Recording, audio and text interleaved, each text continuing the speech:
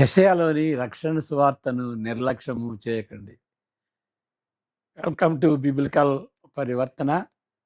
Welcome to daily devotions. దేవుని ప్రేమ ఇదిగో. మే 24కి చెందినటువంటి వాక్య భాగం యెషయా 25వ అధ్యాయం. ఇది చాలా చిన్న అధ్యాయం, 12 వచనాలు ఉంటుంది. దీన్ని ఫాలో కావటం చాలా సులువు. మనం ప్రార్థన చేసుకుందాం. May the words of my mouth and the meditation of our hearts be acceptable in thy sight, our rock and redeemer. Amen. యెషయా 25వ అధ్యాయం. ఇక్కడ 3 భాగాలు ఉంటుంది. మధ్య భాగం 3 వచనాలతో ఉన్నటువంటి చిన్న భాగం 6-7 వచనాలు. అంతకు ముందు ఒక పాట, దాని తర్వాత ఒక పాట. మొదటి 5 అధ్యాయాలు ఒక పాట, మరి 9 నుండి 12 చివరి భాగం ఒక పాట, మధ్యలో ఒక పండుగ విందు ఉంటుంది. మనం చదువుకుందాం. యెషయా 25. ఈ పర్వతం మీద సైన్యములకు అధిపతి యెహోవా సమస్త జనముల నిమిత్తము మొదటి నుండి, యెహోవా నీవే నా దేవుడవు, నేను నిన్ను హెచ్చించెదను, నీ నామమును స్తుతించెదను. నీవు అద్భుతములు చేసితివి, సత్య స్వభావము అనుసరించి నీవు పూర్వకాలమున చేసిన నీ ఆలోచనలు నెరవేర్చితివి. నీవు పట్టణము దెబ్బగాను, ప్రాకారములు గల పట్టణము పాడుగాను, అన్యుల నగరి పట్టణముగా మరలా ఉండకుండా నీవు చేసితివి. అది మరలా ఎన్నడూను కట్టబడకుండా చేసితివి. భీకరుల ఊపిరి గోడకు తగిలిన గాలివలె ఉండగా నీవు బీదలకు శరణ్యముగా ఉంటివి. దరిద్రులకు కలిగిన శ్రమలో వారికి శరణ్యముగాను, గాలివాన తగులకుండా ఆశ్రయముగాను, వెట్ట తగులకుండా నీడగాను ఉంటివి. కాబట్టి బలిష్ఠులైన జనులు నిన్ను ఘనపరచెదరు, భీకర జనముల పట్టణములు నీకు భయపడుదురు. ఎండిన దేశంలో ఎండ వేడిమి అణగిపోవునట్లు నీవు అన్యుల ఘోషను అణచివేసితివి. మేఘ ఛాయ వలన ఎండ అణచివేయబడినట్లు బలత్కారుల జయకీర్తన అణచివేయబడును. ఈ పర్వతము మీద సైన్యములకు అధిపతి యెహోవా సమస్త జనముల నిమిత్తము క్రొవ్విన వాటిలో విందు చేయను, మడ్డి మీదనున్న ద్రాక్షారసముతో విందు చేయను. మామూలు గల క్రొవ్విన వాటిలో విందు చేయను, మడ్డి మీది నిర్మలమైన ద్రాక్షారసముతో విందు చేయను. సమస్త జనముల ముఖములను కప్పుచున్న ముసుగునకు సమస్త జనముల మీద పరచబడిన తెరను ఈ పర్వతము మీద ఆయన తెరను తీసివేయను. మరెన్నడను ఉండకుండా మరణాన్ని సూచిస్తుంది అన్నమాట. మరణమును ఆయన మింగివేయను. ప్రభువైన యెహోవా ప్రతి వాని ముఖము మీద బాష్ప బిందువులను తుడిచివేయను. భూమి మీద నుండి తన జనుల నిందను తీసివేయను. ఎలాగున జరుగునని యెహోవా సెలవిచ్చుచున్నాడు. ఆ దినమున జనులు ఇలాగు నందురు, ఇదిగో మనల్ని రక్షించునని మనము కనిపెట్టుకొని ఉన్న మన దేవుడు, మనము కనిపెట్టుకొనిన యెహోవా ఈయనే. ఈయన రక్షణను బట్టి సంతోషించి ఉత్సహింతము. యెహోవా హస్తము ఈ పర్వతము మీద నిలుచును. పెంటకుప్పలో వరిగడ్డి త్రొక్కబడినట్లు మోయాబీయులు తమ చోటనే త్రొక్కబడుదురు. ఈతగాండ్రు ఈదుటకు తమ చేతులను చాపునట్లు వారు దాని మధ్యను తమ చేతులను చాపుదురు. వారెన్ని తంత్రములు పన్నినను యెహోవా వారి గర్వమును అణచివేయను. మోయాబు, నీ ప్రాకారముల మీ ప్రాకారముల పొడవైనను కోటలను ఆయన కృంగగొట్టును. వాటిని నేలకు అణగదొక్కి ధూళి చేయను.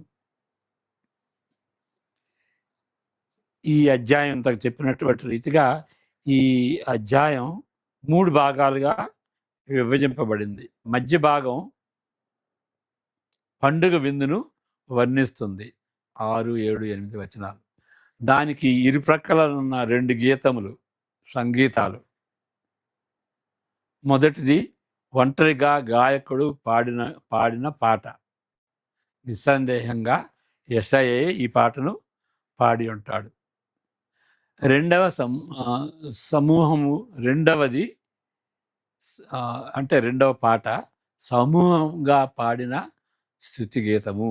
9, 10, 11, 12 వచనాలు. ఇక్కడ పండుగ విందు గురించి మనం చెప్పుకుందాం. పండుగ విందు దగ్గర ఆహారము అత్యుత్తమైనది, శ్రేష్టమైనది అన్నమాట. అది ఉచితమైనది కూడా.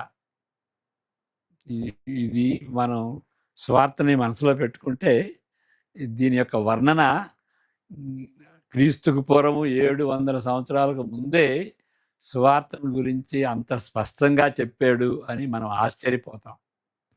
ఓకే, అత్యుత్తమైన ఆహారం, ఉచితమైన ఆహారం, సమస్త జనముల నిమిత్తము క్రొవ్విన వాటితో విందు చేయను. ఈ దినాల్లో క్రొవ్వు అంటే ఇష్టం లేకపోవచ్చు, కానీ ఆ దినాల్లో క్రొవ్వు నూనెతో సమానం కాబట్టి ఆ పరిస్థితుల్లో అది రుచిగా ఉండటమే కాదు, బలాన్ని, ఆరోగ్యాన్ని కూడా ఇస్తుందన్నమాట. సమస్త జనముల ముఖములను కప్పుచున్న ముసుగు లేక దుప్పటి మరణమును సూచిస్తున్నది. 7, 8 వచనాలు చూస్తే మనకు క్లియర్గా ఉంటుందన్నమాట. అంటే ఆ ముసుగు తీయబడుతుంది అంటే మరణం వాళ్ళకి ఉండదు. అక్కడ సమస్త జనులు అక్కడికి వస్తారు, అక్కడ మరి విందు చేసుకుంటారు. సమస్త జనములు మరణమును సూచిస్తున్నది. మునుపటి అధ్యాయంలో అంటే అంతకుముందు అధ్యాయంలో 24వ అధ్యాయంలో ప్రత్యేకంగా 6, 17, 20 వచనాల్లో చెప్పబడినటువంటి పాపము యొక్క ఫలితము మరెన్నడూ ఉండకుండా మరణమును ఆయన మృంగివేయను. ఓకే, పాపాన్ని బట్టి వచ్చేటటువంటి శాపం, దాని గురించినటువంటి తీర్పు అవేమి ఉండకుండా ఆ మరణాన్ని మృంగివేస్తాడు. ఈ వచనాలు చదువుకుందాం. 24వ అధ్యాయంలో ఉన్నటువంటి ఈ 3 వచనాలు అంతా చదువుకోవడానికి టైం లేదు కాబట్టి 3 వచనాలు. శాపము దేశమును నాశనము చేయుచున్నది. శాపము దేశమును నాశనము చేయుచున్నది. దాని నివాసులు శిక్షకు పాత్రులైరి. దేశ నివాసులు కూలిపోయిరి. శేషించిన మనుషులు కొద్దిగానే ఉన్నారు. 17 భూనివాసి నీ మీదికి భయము వచ్చెను, గుంటయు ఉరియు నీకు తటస్థించను. మరణం తటస్థించింది. 20వ వచనం భూమి మత్తుని వలె కేవలము తూరుచున్నది, పాక వలె ఇటు అటు ఊగుచున్నది. దాని అపరాధము దాని మీద భారముగానున్నది. అది పడి ఇకను లేవదు.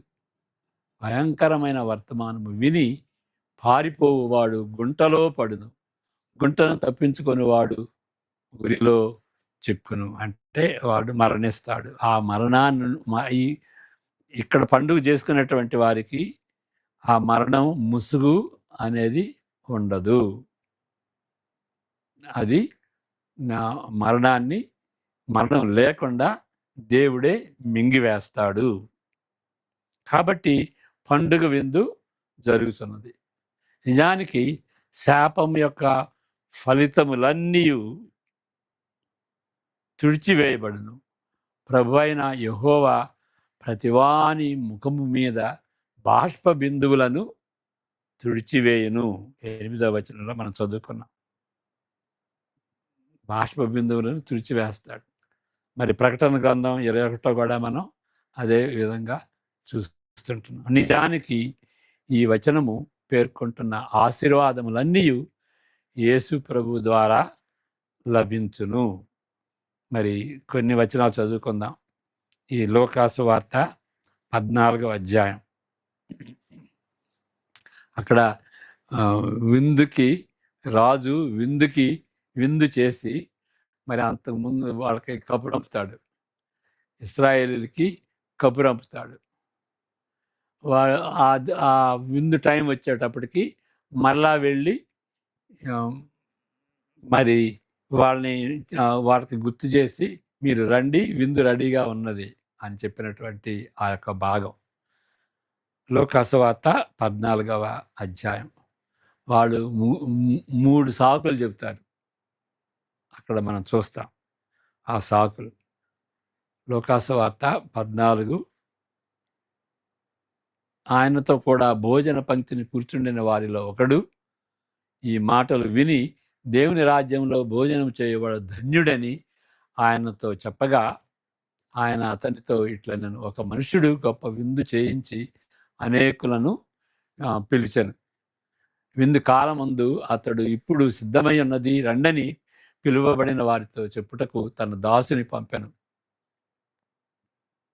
అయితే వారందరూ ఏక మనసుతో నెపములు చెప్పసాగిరి. మొదటివాడు, నేను ఒక పొలము కొని ఉన్నాను, ఆవశ్యముగా వెళ్ళి దాన్ని చూడవలెను, నన్ను క్షమింపవలెనని నిన్ను వేడుకొనుచున్నాను నేను. మరి ఒకడు, నేను 5 జతల ఎడ్లను కొని ఉన్నాను, వాటిని పరీక్షింప వెళ్ళుతున్నాను, నన్ను క్షమింపవలనని వేడుకున్నాడు. మరి ఒకడు, నేను ఒక స్త్రీని వివాహం చేసుకున్నాను, అందుచేత నేను రాలేనను.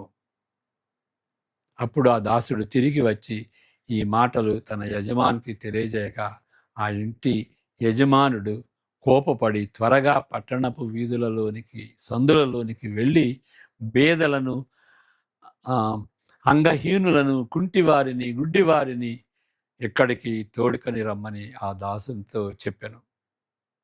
అంతటా దాసుడు, ప్రభువా, నీకు ఆజ్ఞాపించినట్లు నేను చేసి కానీ ఇంకనూ చోటున్నదని చెప్పాను. అందుకు యజమానుడు, నా ఇల్లు నిండునట్లు నీవు రాజ్య మార్గంలోనికి కంచెలలోనికి వెళ్ళి లోపలికి వచ్చుటకు అక్కడి వారిని బలవంతము చేయము. ఓకే, లాస్ట్ 24వ వచనం కూడా ఆల్ రైట్. అండ్ అందుకు యజమానుడు 24, ఏలయనగా పిలువబడిన ఆ మనుషులలో ఒకడును నా విందు రుచి చూడడని మీతో చెప్పుతున్నాను. అంటే యేసుక్రీస్తు యొక్క సువార్తను బట్టి ప్రతి ఆశీర్వాదం వస్తుంది. ఎవరైనా సరే రావచ్చు, విందుకి రావచ్చు అనేటువంటి రీతిగా ఇక్కడ యేసు ప్రభు చెప్పినటువంటి ఉపమానం అంతకుముందే ఈ విధంగా యెషయా చెప్తున్నాడు. ఆయన మరణమును మృంగివేయును. అది యేసుక్రీస్తు మరణించి తిరిగి లేచాడు కదా, తిరిగి లేచిన దాన్ని బట్టి మరణం మృంగివేయబడింది. 1 కొరింథీ 15వ అధ్యాయం 25, 26 వచనాలు. తర్వాత 51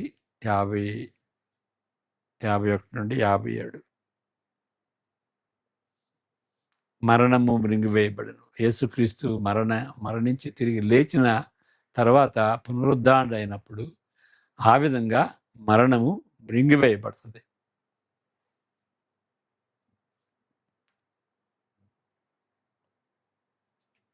మొదటి కొరింథీ 15.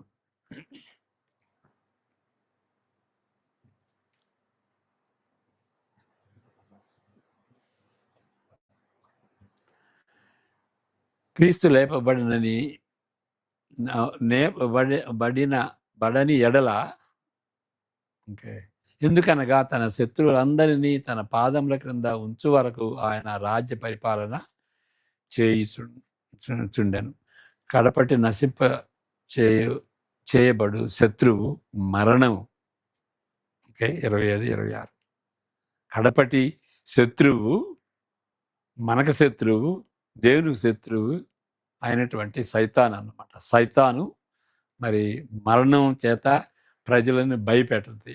దాన్ని ఓడించాడు. మరణాన్ని ఓడించాడు. ఆయన మరణించి తిరిగి లేచిన దాన్ని బట్టి మరణాన్ని ఓడించాడు. మరణానికి మరణం జరిగింది.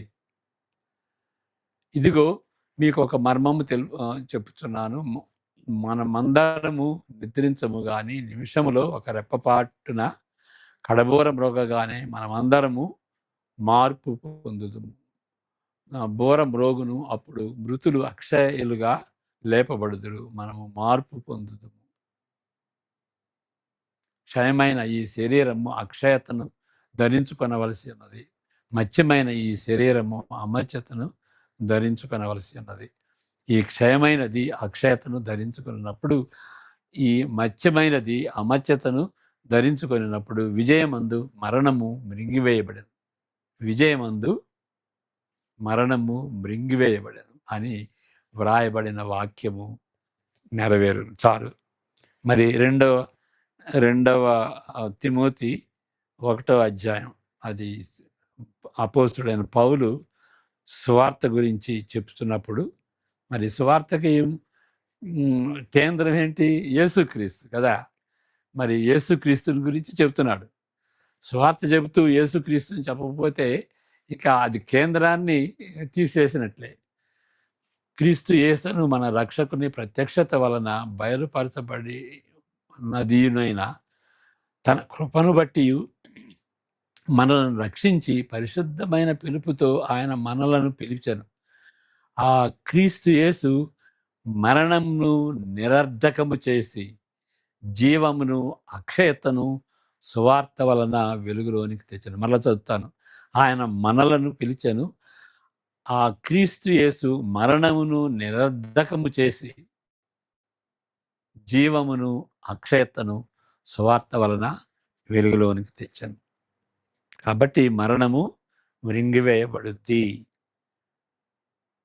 క్షయానికి బదులు అక్షయత వస్తుంది.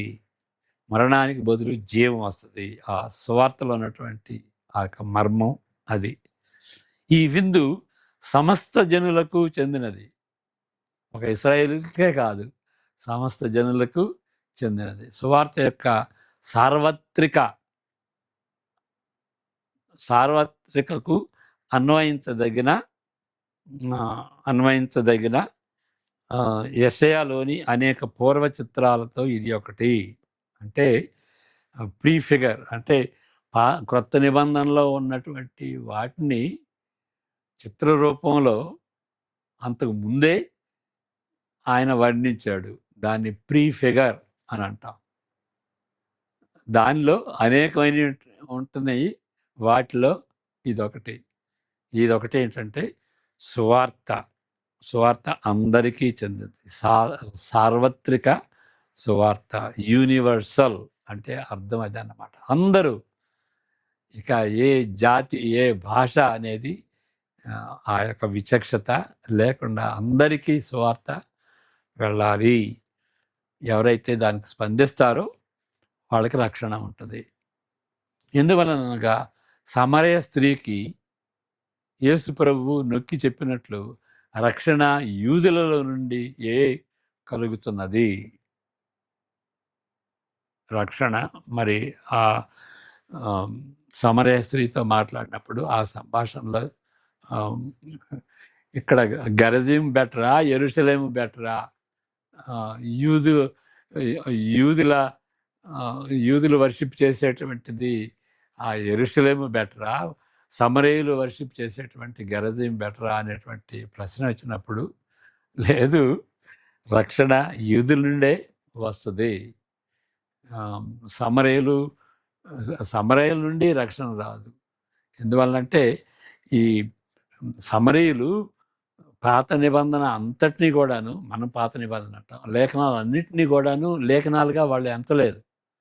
ఆ లేఖనాలన్నిటినీ నెరవేరుస్తూ వచ్చినటువంటి యేసుక్రీస్తు యోధా కుటుంబంలో జన్మించాడు, యూదుడిగా వచ్చాడు అన్నమాట. కాబట్టి యేసుక్రీస్తు వలన వచ్చేటువంటి రక్షణ యూదుల నుండి వస్తుంది అని చెబుతున్నాడు. తన జనుల నిందను తీసివేయను. ఆయన వచ్చి జనుల నిందను, ఇక నింద అనేది ఉండదు. సైతాన్ నింద ఉండదు, లోకపు నింద ఉండదు, మన కాన్షియన్స్ నింద ఉండదు, అన్నిటినీ తీసివేస్తాడు. యెషయా జోడించి చెప్పినటువంటి ఈ మాటలు కొంచెము అస్పష్టంగా ఉంటాయి. ఏంటి అంటే, ఎవరిని గూర్చి చెప్పినదో అది ఒక సందిగ్ధ స్థితి అన్నమాట. ఏంటి? ఇశ్రాయేలీయులను గూర్చి అయ్యుంటదా? లేకపోతే సమస్త జనులకు చెందినటువంటిది. అంచెదినాల్లో నిజంగా ఆయన ప్రజలుగా నిరూపించబడేటువంటి వారిని దృష్టిలో పెట్టుకుని చెప్పబడినదా అనేటువంటిది అక్కడ నా ప్రజలు అని అంటాడు. నా ప్రజలు అంటే ఎవరు? ఇశ్రాయేలీలా? లేకపోతే యేసుక్రీస్తుని వెంబడించేటువంటి వాళ్ళు? ప్రతి ప్రతి యుగంలోనూ అనేక మంది అన్ని జాతుల నుండి యేసుక్రీస్తు యొక్క సువార్తను అనుసరించారు కదా. వాళ్ళు నిజమైనటువంటి దేవుని ప్రజలు. నా ప్రజలు అంటే అర్థం ఏంటి? ఓకే, నా ప్రజల కోసమే యేసుక్రీస్తు వచ్చాడు. ఓకే అని కూడా మరి మన సువార్తలో చూస్తుంటున్నాం. కాబట్టి అది ఇశ్రాయేలు గురించి నా ప్రజలు అంటున్నాడా, లేకపోతే అనేక దేశాల నుండి ఆయన్ని యేసుక్రీస్తుని నమ్మినటువంటి వాళ్ళు, లేకపోతే దేవుని నమ్మినటువంటి వాళ్ళు నిజమైనటువంటి ప్రజలు కదా, వారిని గురించి చెప్పాడా? నా ప్రజలు అంటే అర్థం ఏంటి అని. ఓకే, గాయకుడు ఇప్పుడు సెంట్రల్ సెక్షన్ అయిపోయింది. మరి మొదటి సెక్షను, మొదటి గీతం, రెండవ గీతం గురించి మనం చెప్పుకుందాం. మొదటి గీతం మొదటి 5 వచనాలు చదువుకున్నటువంటి రీతిగా అది ఒంటరిగా పాడినటువంటి పాట. ఆయన యెషయా పాడినటువంటి రీతిగా ఆయన అనుకున్నాం కదా. దేవుని ఎడల ఉత్సాహభరితమైన స్థుతితో నిండి ఉన్నది. ఎందువలనగా ఆయన సంపూర్ణమైన నమ్మకం గలవాడు. నమ్మకం అని అంటే 2 విధాలుగా మనం ఆలోచించవచ్చు. ఆయన చెప్పినటువంటి మాటలు, ఆయన మాటలు వాగ్దానంతో సమానం. చెప్పినట్టుగా చేస్తాడు. దాన్ని బట్టి నమ్మకస్తుడు. రెండవది ఏంటి అంటే, మన అక్రతలో ఉన్నప్పుడు ఆదుకునేటువంటి వాడు.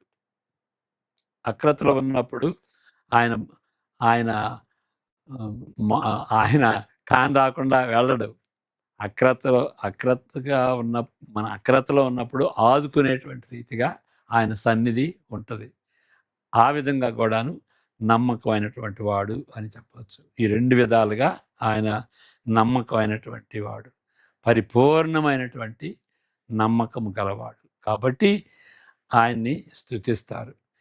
ఈ నమ్మకత్వం అనేది ఈ సందర్భంలో ఏంటి అని అంటే, ఆయన తీర్పులు, ఆయన న్యాయ తీర్పులు కూడా నమ్మకం. ఆయన చెబుతాడు, మీరు విధేయులుగా ఉంటే మిమ్మల్ని ఆశీర్వదిస్తాను, మీరు అవిధేయత చూపించితే, నేను చెప్పినటువంటి మాటలను వినకపోతే మిమ్మల్ని శిక్షిస్తాను. కాబట్టి శిక్షించటంలో కూడాను దేవుని యొక్క నమ్మకత్వం కనిపిస్తుంది అన్నమాట. అదే చెబుతున్నాడు ఇక్కడ. ఆయన తెచ్చిన వినాశకరమైన తీర్పులలో కానీ, లేదా పేదల పట్ల, అవసరత గల వారి పట్ల నిత్యంగా వ్యక్తపరిచే వైఖరిలో కూడాను ఆయన నమ్మకత్వం కనిపిస్తున్నది. 4వ వచనం చదువుకుందాం. యెషయా 25:4.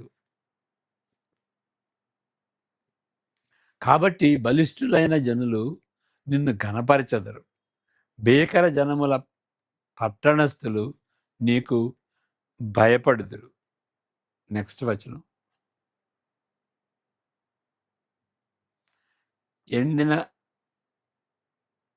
ఓకే, తర్వాత వచనం అక్కడ అంటే పేదను కూడా ఆయన ఆదరిస్తాడు అనేటువంటిది. క్లుప్తంగా చెబితే ఆయన తీర్పులలో కనిపించే న్యాయమును బట్టి ఆయన వ్యక్తికి, ఆయన స్థుతికి, స్తోత్రాలకు పాత్రుడు. ఆయన తీర్పులో కూడాను కనిపించే న్యాయమును బట్టి, న్యాయాన్ని బట్టి ఆయన తీర్పు తీరుస్తాడు కాబట్టి ఆయన మన స్థుతులకు పాత్రుడు. చివరిలో ఉన్న ఇక అది మొదటి పాట, మొదటి సంగీతం. ఇది చివరిలో ఉన్నటువంటి సంగీతం గురించి మనం చెప్పుకుంటున్నాం. ఇక్కడ 9 నుండి 12 వరకు. ఇదిగో మనల్ని రక్షించునని మనము కనిపెట్టుకొని ఉన్న మన దేవుడు ఈయనే. ఇక్కడ కూడా తలక్రిందులు చేసిన కార్యమును బట్టి ఆయన స్తుతింపబడుతున్నాడు. అంటే తలక్రిందులు చేసిన కార్యమును బట్టి అది న్యాయం చేస్తున్నాడు. ఏంటంటే గర్విష్ఠులని అణగదొక్కుతున్నాడు, మరి దీనుల్ని హెచ్చిస్తుంటున్నాడు. ఆ విధంగా రివర్స్ అని, ఇన్వర్స్, తమకు తామును హెచ్చించుకునేటువంటి వాళ్ళని అణగదొక్కుతున్నాడు, హంబుల్ చేస్తున్నాడు. ఎవరైతే వాళ్ళకి వాళ్ళు హంబుల్గా ఉంటారో వాళ్ళని హెచ్చిస్తుంటున్నాడు.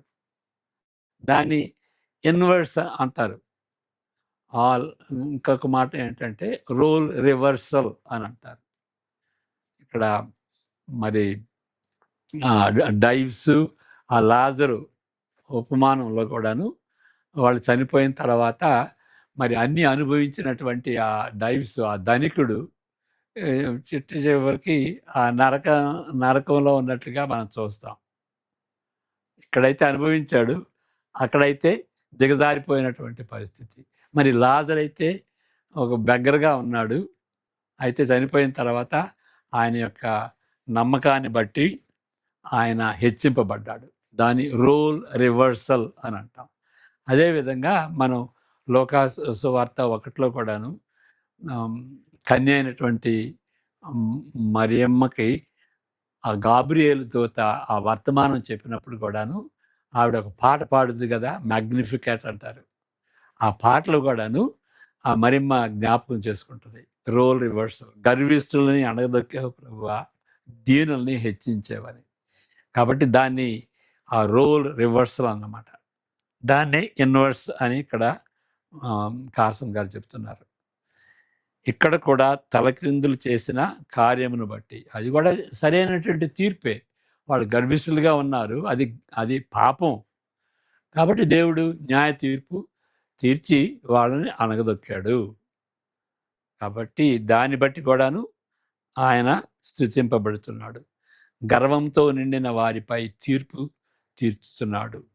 అదుపులో ఉండని మోయాబు, ఇక్కడ ఒక ఉదాహరణగా మోయాబు దేశాన్ని తీసుకున్నాడు.